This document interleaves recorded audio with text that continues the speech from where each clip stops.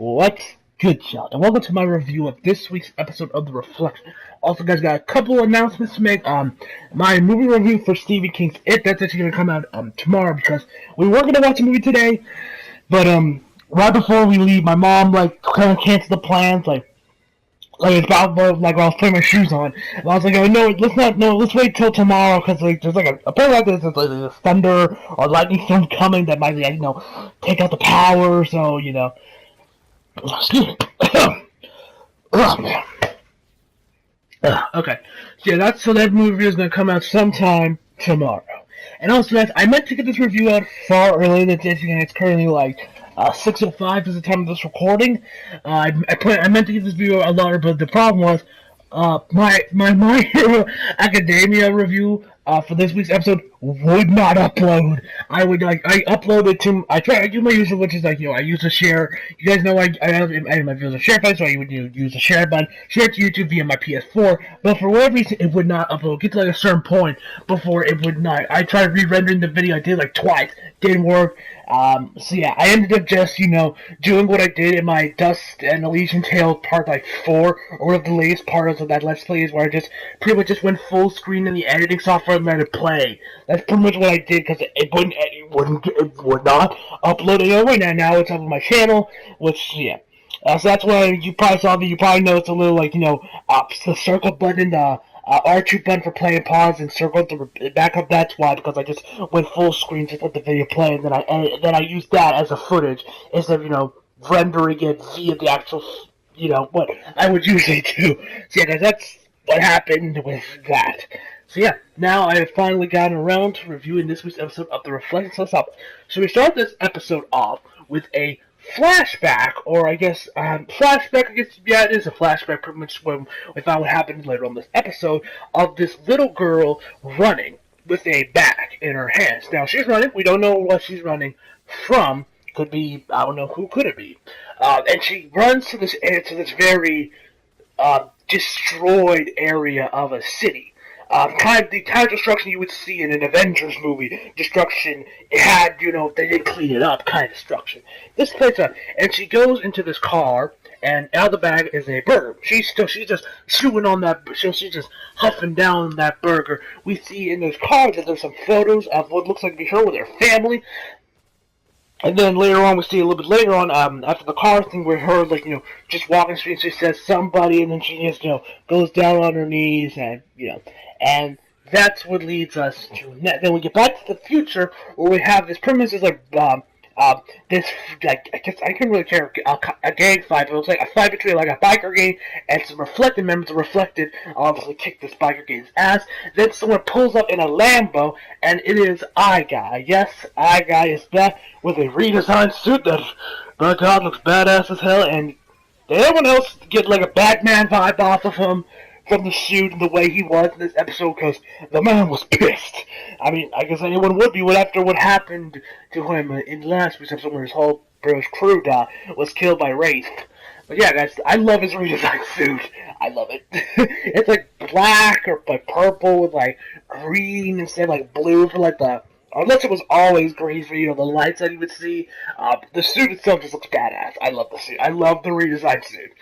Props to whoever redesigned the suit. Props to that person.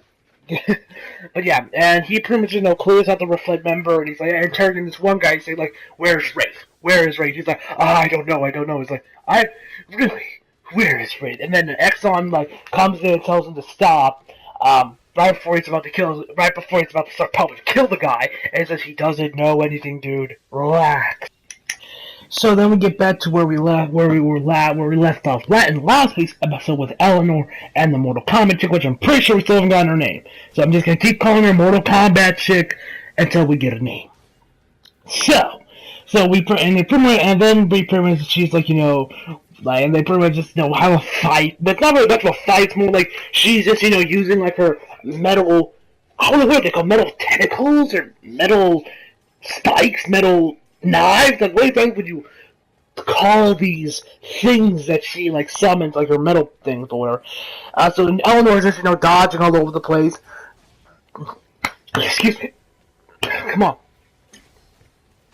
So then, so yeah, she's dodging. Eventually, Eleanor gets on top of her. She's saying like, why, if you're not going to kill me, why bother with me? And she says, oh, because that's the race's plan is why we're doing this. And I wanted to see the extended bills. Which went after that, we then find out that actually the little girl that we saw in the beginning episode in that flashback who was, running away was actually the Mortal Kombat chick. That was her. And she pretty much explains to our Eleanor her plan that she wants to envelop the world in darkness because she couldn't grasp light, and the darkness brought her reborn, which leads us to another flashback 3 years ago in Detroit.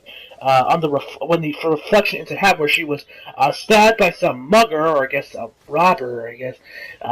She was stabbed and with a knife, like right in her, like about right below, probably right around her rib cage area, like a little lower than that.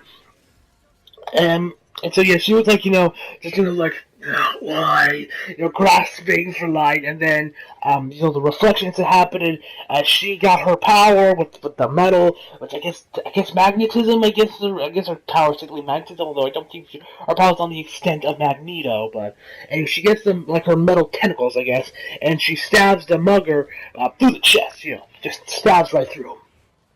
And so after that, she pretty much tells Eleanor what rates she offers her Eleanor a trade that is that she says, you come with us and we will let go and let him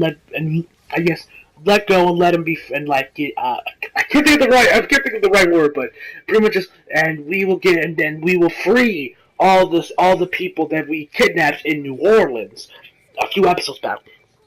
So that's the trade. She says, let's meet again here at, what was it, noon, or I think it was dawn. Yeah, dawn.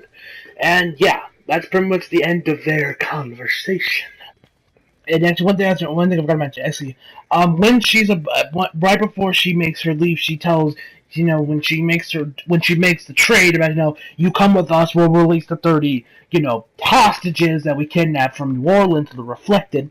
She says, will you ask X on for the X answer like usual? And she's like, and Noah says, what do you know about him? She says, he doesn't, I can't think of the right word. I can't think of the word I'm looking for, but he doesn't answer to anyone. He will answer to himself. He will not help you. He will not save his friends.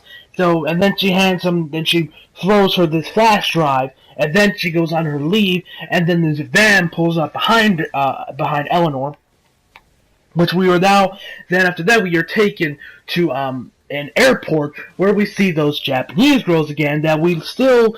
7 episodes in, 8 episodes in, we still know nothing about. We don't know, like, other than the fact, like, they sing, their voice actresses sing the ED, and they're heroes, apparently, they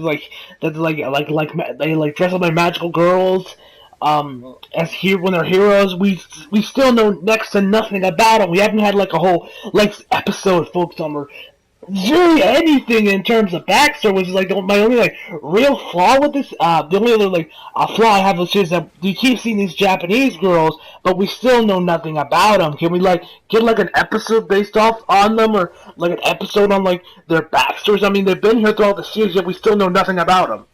I don't know. Maybe we'll get that some throughout later on in the series, or it'll just stay a mystery. Like these Japanese, we'll just keep throwing them in there, just. But anyway, so they're pretty much just going to the airport, they're going to their flight, and, they're pretty much just on their way to their flight. And that's pretty much the extent of them. They were just, hey, here's showing them off. They're the Japanese girls, they're on their way to a flight to, I'm guessing, the States. So then we get back to Emma where she's inside this van where we find out that, there's this woman and these two guys, like, tech guys, work on their computers, usual NSA, CIA, the stakeouts in their vans, their computers, listening in on conversations and shit. And pretty much she's pretty much like, hey, we've been listening in, and I believe we actually saw them before, I believe in like the first couple episodes. Of this group, this group or this unit, that she says that their job is to know what Final would raise plan. She asks Eleanor for her help because they listened to their own conversation. She gives her this wiretap or mic, I guess, saying like, "Put this anywhere on your clothes, we can hear you," pretty much. And she asked her like, "What is your connection to Exxon? Do you know him?" And she pretty much like, "Oh, not really. We just exchange. We take in some of the reflected he's captured, and we exchange information here and there. Really nothing that major." So, and after that, Eleanor, gets up, goes on one of the guy's computers, and the dude doesn't do anything. He's like, hey, stop that! Like, hey, don't touch my computer. Like, nope. She just like, gets on the computer, puts her thumb drive in, which pops up all these like, I guess, like newspaper headlines and files of this fire that happened at this laboratory in this facility, and how there was only one survivor. His name, and he was X, or like there was this one survivor, and they pull a bunch of names, and one of them has like everything like crossed out, that has like X on it. So she leaves, and the lady who was like the leader of this group says, we need your help, think it over carefully. And then she walks, and Eleanor's walking away. Then she starts having these flashbacks between her and Exxon throughout the series. So then while she's walking, she actually meets Exxon, and actually manages to meet up with her. And she pretty much just asks him and pretty much interrogates him about the documents, saying like, "Hey, what am I to you? Am I a decoy? Am I a bait?" And he says, "I have nothing to say." And she starts asking about the questions about the facility, like, who was the boy? Was X the survivor? Was that you? And he's just, staying quiet the whole thing. She's like, "Say something." I'm like, "Yeah, excellent. Can you say something, bro? Like, give me some answers here." And then she asks him, "Do you let your friends die?" And Exxon replies, "That is exactly right." And then she pretty much just says that, "I can't abandon Bill and my Bill," saying she runs off. And then after that same, van we saw a little bit earlier actually pulls up to the motel that Exxon. And so yeah, she pulls up to the apartment or the motel, where then she walks in, and we have the detective we met, and I think like last week or the week before, and she offers her to have a drink with him. And Exxon appears right behind her, Batman style, like, just chilling by the door, and she pretty much just tells Exxon what Eleanor told her when they met. And they're like, "Hey, she has the documents, and yeah." And Exxon pretty much says, and he's like, "Oh, for crying out loud, this person not exist anymore these days." I'm like, so true, Exxon, so true. Privacy doesn't exist anymore these days. But anyway, and then Exxon tells her, like, I met up with her. And she tells her that, she asked me, "Do I let my friends die?" And he says, she's exactly right. And then the detective says, we all agree to let that happen. Which kind of like, leading us to somewhere, maybe like I hope we like one day we do get a future episode, focusing completely on Exxon, like his backstory, because I would say he's probably my favorite character in this series, just because he's definitely very mysterious. We don't know much about him, which I hope we do get to see more of him later. And he also kind of looks a little mixture of it, and he does kind of look like a little bit like Cyclops, and he also has a bit of Spider-Man in him, which, and you guys know I love Spider-Man. Yeah, she tells him her the plan, like, she plans to see Rays, and the Texas it's a trap, and yeah, and actually, while this is all going on, Lisa's actually listening in. So yeah, I'm curious what she's gonna do about this whole situation. She could like join Ella. She could like help maybe join Eleanor, maybe convince her not to go, or she can join Evelyn. That's interesting stuff that we're gonna see later on. So then we get to Merchant Trailer, pretty much just chilling on rooftops, looking for Reflected. I'm guessing, judging from what we saw. Other than we get back to the Japanese girl, which now in the air, which we have one of the flight attendants, carry those food I guess food carts, pretty much. We get to probably one of the funniest parts of when you watch anime, when they talk about languages where, she asked the Japanese girl, like, "Hey, miss, do you prefer beef or fish?" And she's like, "Crap, she's speaking English."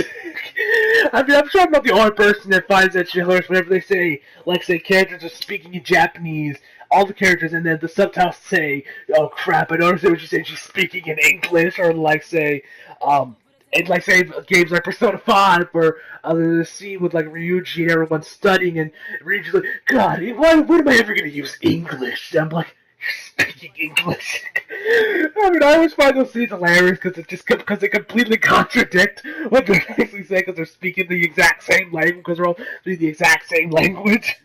I always find that shit hilarious. But anyway, but yeah, guys, that is for this week. And then after that, we then get back to to land, and we see that Eleanor does meet up with the Mortal Kombat chick, right where she said she would. So yeah, that's where the episode ends. So overall, I will give this episode a 9.5 out of 10, which means for the Saturday Morning Wars, this week's episode goes to The Reflection, which I believe that brings the record to 3-3 now for The Reflection. I don't.